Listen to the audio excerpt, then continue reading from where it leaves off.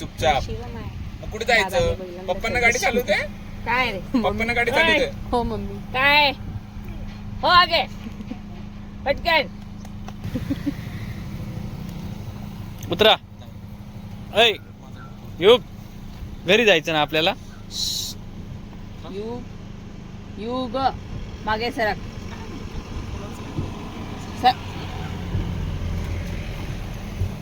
चल चल लवकर मागे जायचं आता. बस झालं चला लवकर लवकर सरक मागे सरक. पाटेक पाटेक मागे लवकर.